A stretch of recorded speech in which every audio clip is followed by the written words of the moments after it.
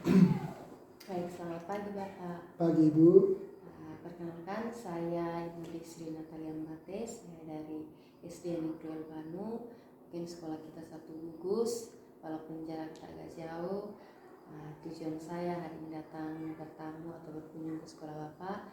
Saya punya maksud untuk mewawancarai Bapak. Ini berkaitan dengan tugas saya dalam pendidikan guru penggerak. Saya angkatan 8. Kebetulan dari informasi juga Bapak adalah senior saya, guru penggerak angkatan 4, sehingga saya memilih untuk datang di SD Negeri Fatu Pisa untuk mengerjakan tugas ini. Apakah Bapak bersedia membantu saya?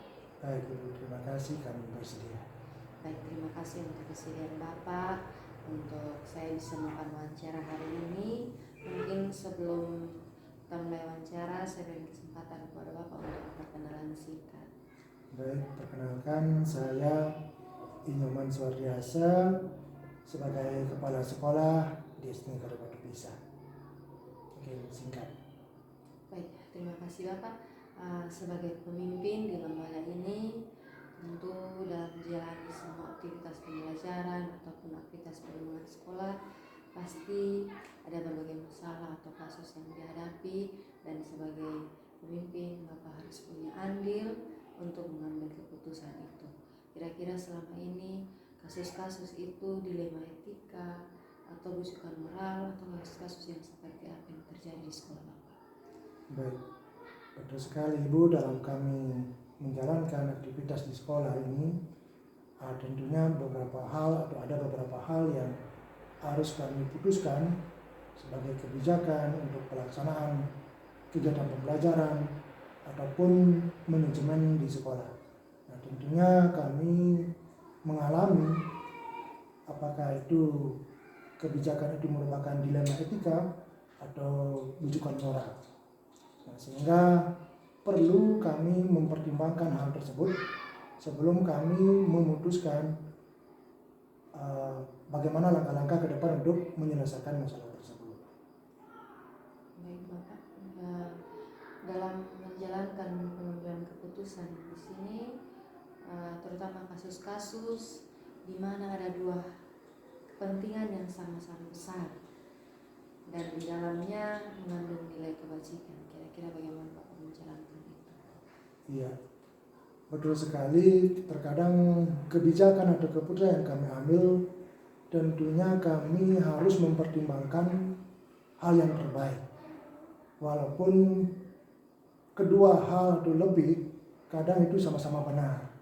Nah, langkah-langkah kami pun kami tempuh dengan saling berkoordinasi, saling berkolaborasi dengan teman-teman guru di sini agar keputusan tersebut tentunya dapat yang terbaik dan tidak merugikan pihak manapun.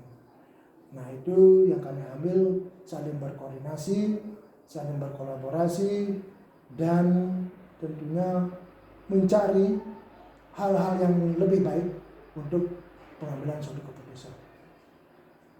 Baik, dari yang tadi Bapak sudah sampaikan tentang kolaborasi dan lain sebagainya, kira-kira masih ada langkah-langkah atau prosedur seperti apa yang biasa dilakukan selama ini? Iya, tentu sekali. Nah, setelah saling berkoordinasi dan berkolaborasi dengan teman-teman untuk memutuskan suatu keputusan yang nantinya dapat bermanfaat, artinya tidak merugikan pihak manapun, kami juga menilai keputusan yang kami ambil harus berprinsip dengan hasil akhirnya itu bagaimana. Nanti ke depan setelah ini diputuskan, tentunya hasil yang kami harapkan dari keputusan itu dapat bermanfaat untuk semua pihak dan tidak merugikan pihak manapun. Nah, mungkin seperti itu. Kira-kira selama ini hal apa yang dianggap paling efektif dalam mengambil keputusan pada kasus-kasus dilema etika? Hal-hal yang paling kami utamakan dalam pengambilan suatu keputusan itu, yang pertama tadi saya sudah sampaikan, tetap saling berkoordinasi, kemudian juga melihat apakah keputusan yang kami ambil ini dapat bermanfaat ke depannya. Kemudian yang ketiga, yaitu tidak merugikan pihak manapun. Kemudian selanjutnya melihat progres atau output yang kami inginkan dapat juga tadi yang sudah saya sampaikan bermanfaat. Kebermanfaatan itu yang kami utamakan. Kemudian kira-kira dalam mengambil keputusan itu ada tantangan dalam menyelesaikan kasus-kasus itu? Iya. Pasti setiap pengambilan keputusan kami ada tantangan-tantangan yang kami hadapi, dan penyelesaian tantangan ini juga salah satunya dengan saling berkoordinasi, saling berkolaborasi, dan melihat dampak nanti keputusan yang kami ambil ini. Kemudian apakah di sekolah Bapak ini mempunyai sebuah tata krama atau jadwal tertentu dalam sebuah penyelesaian kasus dilema etika?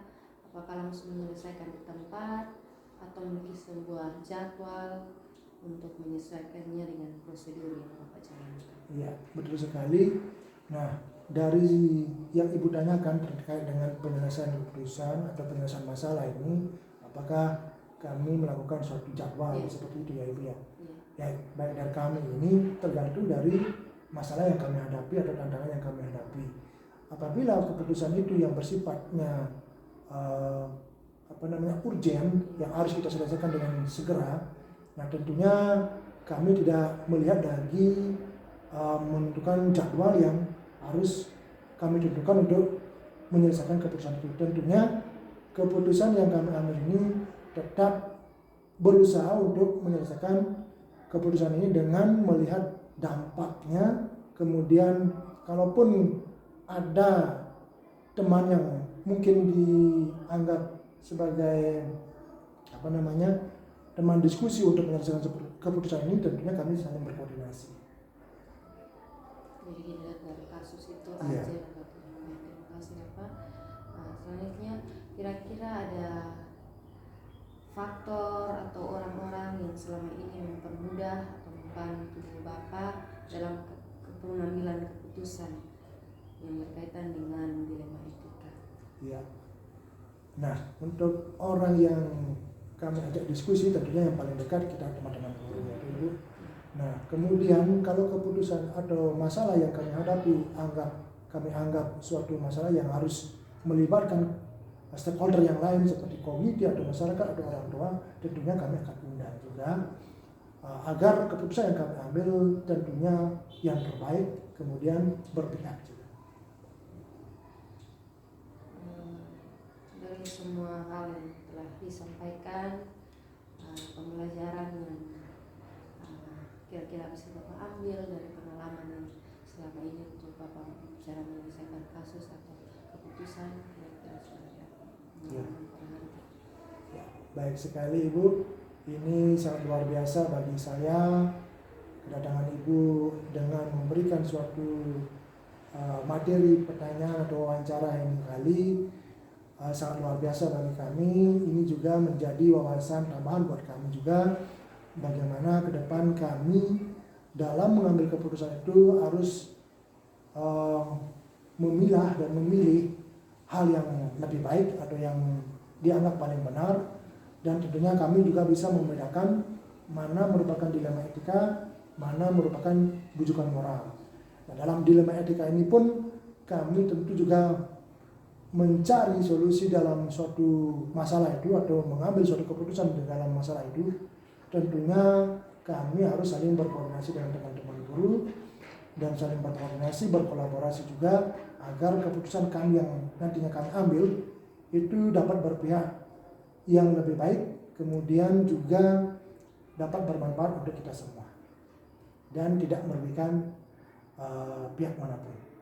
Mungkin itu yang dapat kami petik dari kegiatan hari ini. Baik, terima kasih atas kesempatan dan berbagi pengalaman baiknya. Saya bersyukur saya dapat bertemu dengan Bapak di sini sebagai pemimpin. Mana dari tadi itu saya lihat tentang kebijaksanaan Bapak sebagai pemimpin dan kolaborasi bersama teman-teman itu luar biasa. Artinya musyawarah mufakat, tidak ada satu keputusan yang selama ini Bapak ambil itu atas kemauan Bapak sendiri. Itu luar biasa.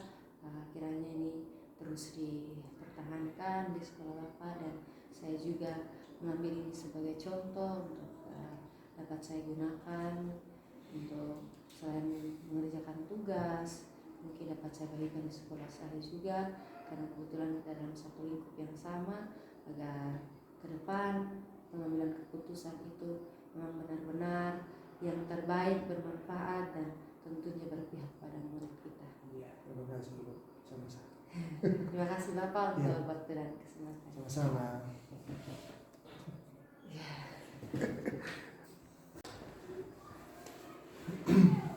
Baik, selamat pagi Bapak. Pagi Ibu. Perkenalkan, saya Ibu Sri Natalia Mbate, saya dari SD Negeri Banu. Mungkin sekolah kita satu gugus, walaupun jarak agak jauh. Tujuan saya hari ini datang bertamu atau berkunjung ke sekolah Bapak. Saya punya maksud untuk mewawancarai Bapak. Ini berkaitan dengan tugas saya dalam pendidikan guru penggerak. Saya angkatan 8. Kebetulan dari informasi juga Bapak adalah senior saya, guru penggerak angkatan 4, sehingga saya memilih untuk datang di SD Negeri Fatu Kisa untuk mengerjakan tugas ini. Apakah Bapak bersedia membantu saya? Baik Ibu, terima kasih, kami bersedia. Baik, terima kasih untuk kesediaan Bapak untuk saya bisa melakukan wawancara hari ini. Mungkin sebelum kita mulai wawancara, saya beri kesempatan kepada Bapak untuk perkenalan singkat. Baik, perkenalkan saya Inyoman Suardiasa sebagai kepala sekolah di SD Negeri Fatu Kisa. Oke, singkat. Baik, terima kasih Bapak. Sebagai pemimpin di lembaga ini, tentu dalam menjalani semua aktivitas pembelajaran ataupun aktivitas perlindungan sekolah, pasti ada berbagai masalah atau kasus yang dihadapi, dan sebagai pemimpin Bapak harus punya andil untuk mengambil keputusan itu.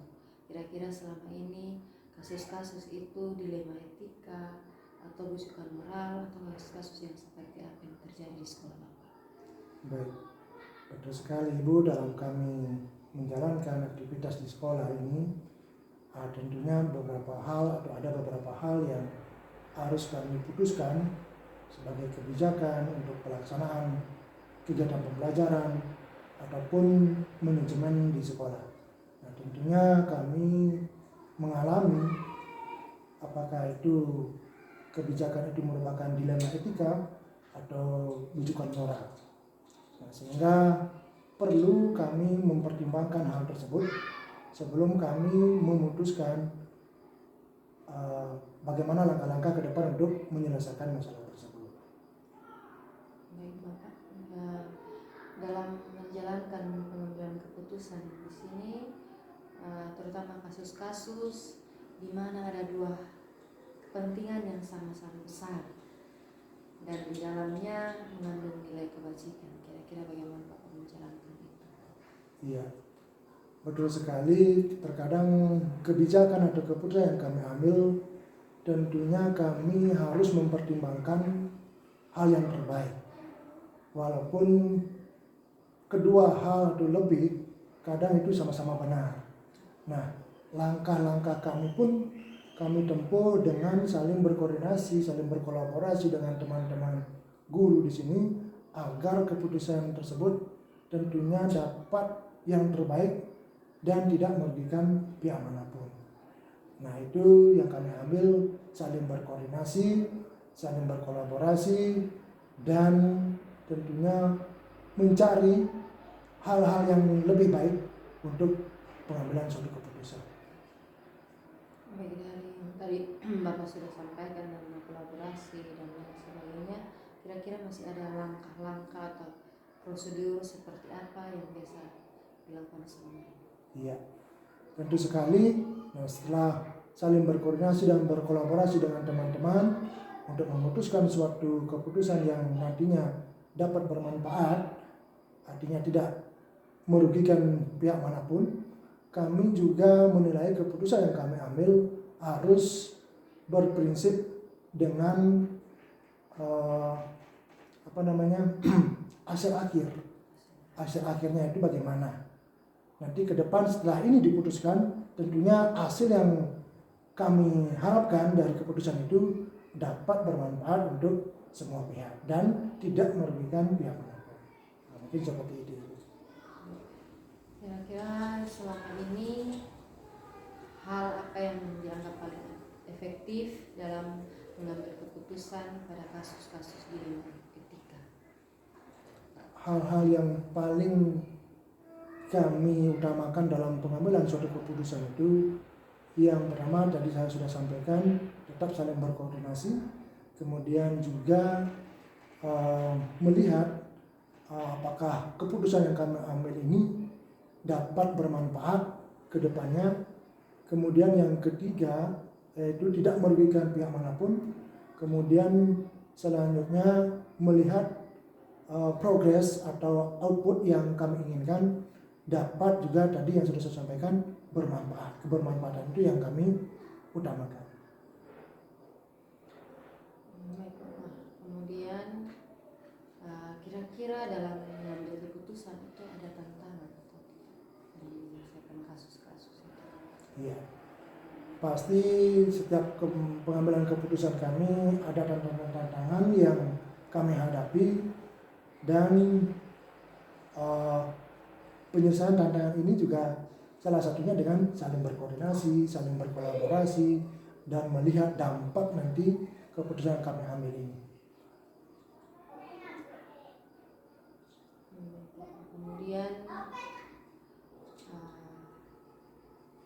apakah di sekolah Bapak ini mempunyai sebuah tata krama atau jadwal tertentu dalam sebuah penyelesaian kasus ilmu etika? Apakah langsung menyelesaikan di tempat atau memiliki sebuah jadwal untuk menyelesaikannya dengan prosedur yang Bapak jalankan? Iya, betul sekali. Nah, dari yang Ibu tanyakan terkait dengan penyelesaian keputusan atau penyelesaian masalah ini, apakah kami melakukan suatu jadwal seperti itu ya Ibu ya? Ya, baik dari kami ini tergantung dari masalah yang kami hadapi atau tantangan yang kami hadapi. Apabila keputusan itu yang bersifatnya urgen, yang harus kita selesaikan dengan segera, nah tentunya kami tidak melihat lagi menentukan jadwal yang harus kami tentukan untuk menyelesaikan keputusan itu. Tentunya keputusan yang kami ambil ini tetap berusaha untuk menyelesaikan keputusan ini dengan melihat dampaknya. Kemudian kalaupun ada teman yang mungkin dianggap sebagai teman diskusi untuk menyelesaikan keputusan ini, tentunya kami saling berkoordinasi. Jadi dilihat dari kasus itu Iya. aja. Terima kasih Bapak. Selanjutnya kira-kira ada faktor atau orang-orang yang selama ini mempermudah atau membantu Bapak dalam pengambilan keputusan yang berkaitan dengan dilema etika? Iya. Nah, untuk orang yang kami ajak diskusi tentunya yang paling dekat kita teman-teman guru ya Ibu. Nah, kemudian kalau keputusan atau masalah yang kami hadapi kami anggap suatu masalah yang harus melibatkan stakeholder yang lain seperti komite atau masyarakat atau orang tua, tentunya kami akan undang juga agar keputusan yang kami ambil tentunya yang terbaik, kemudian berpihak juga. Dari semua hal yang telah disampaikan, pembelajaran yang kira-kira bisa Bapak ambil dari pengalaman yang selama ini untuk Bapak cara menyelesaikan kasus atau keputusan, kira-kira seperti apa? Ya. Ya, baik sekali Ibu, ini sangat luar biasa bagi saya kedatangan Ibu dengan memberikan suatu materi pertanyaan atau wawancara ini kali. Sangat luar biasa bagi kami. Ini juga menjadi wawasan tambahan buat kami juga, bagaimana ke depan kami dalam mengambil keputusan itu harus memilah dan memilih hal yang lebih baik atau yang dianggap paling benar, Dan tentunya kami juga bisa membedakan mana merupakan dilema etika, mana merupakan bujukan moral. Nah, dalam dilema etika ini pun kami tentu juga mencari solusi dalam suatu masalah itu atau mengambil suatu keputusan di dalam masalah itu. Tentunya kami harus saling berkoordinasi dengan teman-teman guru dan saling berkoordinasi, berkolaborasi juga agar keputusan kami yang nantinya kami ambil itu dapat berpihak yang lebih baik, kemudian juga dapat bermanfaat untuk kita semua dan tidak merugikan pihak manapun. Mungkin itu yang dapat kami petik dari kegiatan hari ini. Baik, terima kasih atas kesempatan dan berbagi pengalaman baiknya. Saya bersyukur saya dapat bertemu dengan Bapak di sini sebagai pemimpin. Mana dari tadi itu saya lihat tentang kebijaksanaan Bapak sebagai pemimpin dan kolaborasi bersama teman-teman itu luar biasa. Artinya musyawarah mufakat, tidak ada satu keputusan yang selama ini Bapak ambil itu atas kemauan Bapak sendiri. Itu luar biasa. Kiranya ini terus dipertahankan di sekolah Bapak, dan saya juga mengambil ini sebagai contoh untuk dapat saya gunakan untuk selain mengerjakan tugas, mungkin dapat saya bagikan di sekolah saya juga, karena kebetulan kita dalam satu lingkup yang sama, agar ke depan pengambilan keputusan itu memang benar-benar yang terbaik, bermanfaat, dan tentunya berpihak pada murid kita. Iya, terima kasih Bu. Sama-sama.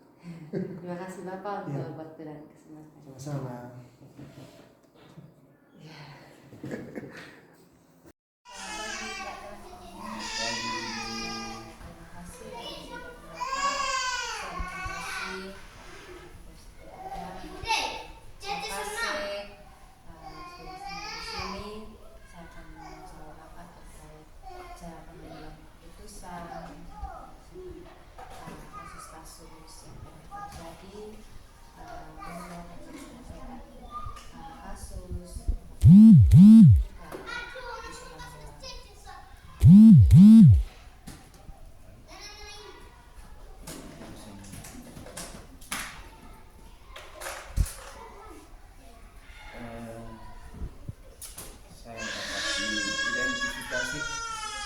kasus yang merupakan dilema etika atau bukan moral dengan cara kita mengelola emosi. Kenapa mengelola emosi itu penting? Karena dalam pengambilan keputusan kita akan memahami bahwa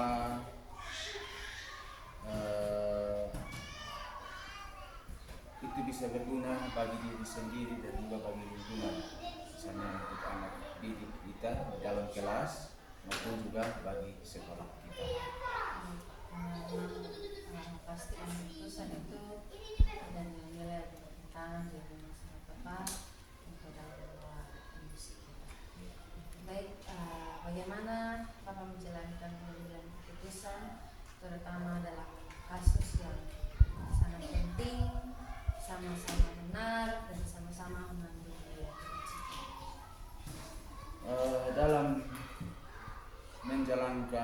Dalam saya menjalankan pengambilan keputusan, saya tidak bisa mengambil keputusan itu dalam diri sendiri. Misalnya dalam kasus kita menentukan kenaikan kelas bagi seorang anak, berarti kita harus mendengar sebuah keputusan dari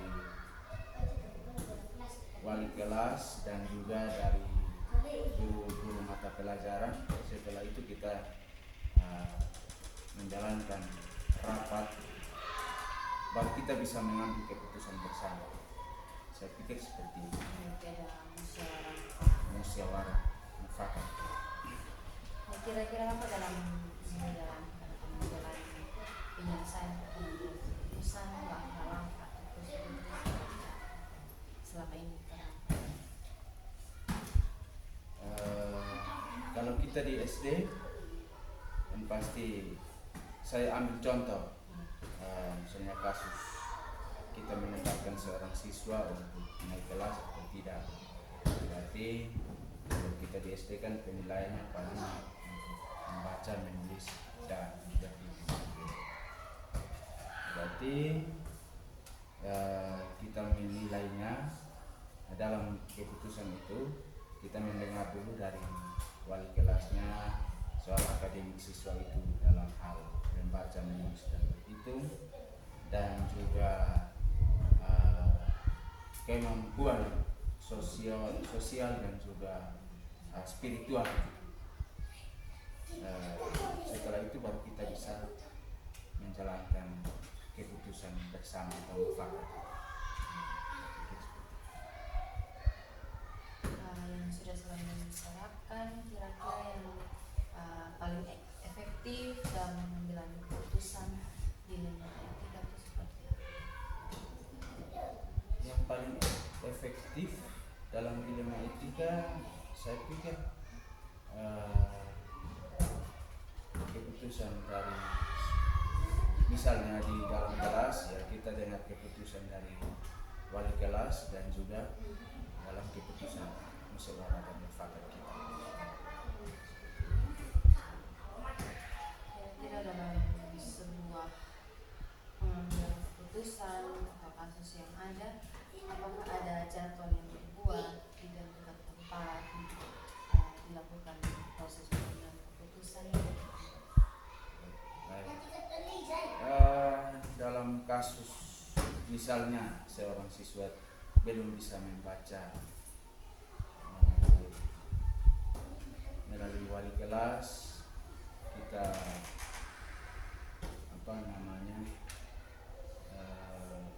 memberikan suatu jadwal bahwa anak ini kalau dia belum bisa membaca, coba mulai dari suku kata. Jangan sampai dia belum kenal huruf, ya berarti kita harus mulai dari pengenalan huruf lagi. Setelah itu suku kata, dan selanjutnya dalam Ada kriteria keputusan, ada cara lain yang diambil untuk kira-kira dalam menyelesaikan itu, kira-kira ada tantangan dalam mengambil keputusan. Saya pikir pasti ada, itu baik dari diri sendiri maupun akan berpengaruh pada misalnya kita berhadapan dengan anak didik, ya pasti secara langsung kepada anak didik juga. Misalnya anak ini belum bisa membaca, dalam saya memberi nilai harusnya misalnya 70, tetapi saya kasih dia 72 untuk memenuhi standar penilaian. Tapi tantangan bagi anak itu menurut pemikiran saya, apakah dia bisa berubah atau tidak, misalnya di semester yang akan datang atau di tes berikutnya. Itu tantangan juga, karena tidak selamanya keputusan yang kita ambil itu berlaku di sekolah, tapi untuk anak-anak didik kita ya pasti berlaku di rumah. Saya pikir seperti itu. Kira-kira selama ini dari mengambil keputusan, kira-kira atau orang-orang siapa saja yang berbagian untuk faktor-faktor pendukung atau seseorang yang mendukung, saya pikir untuk seseorang tidak ada, karena dalam pengambilan keputusan kita berdasarkan mufakat bersama. Sedangkan faktor-faktor pendukung, ya pertama kita mengelola emosi kita dan juga berdasarkan keputusan bersama. Seperti Lain dari semua yang disampaikan hari ini, kira-kira ada pembelajaran apa yang dapat dipetik dari keputusan? pembelajaran yang penting bagi saya yaitu mengelola emosi dan menjalankan keputusan bersama atau mufakat di dalam sebuah kelompok. Kalau kita di sekolah ya berarti kita guru-guru bersama kepala sekolah dan pegawai seperti itu. Terima kasih Bapak, jadi tentunya sebuah pada saling berkaitan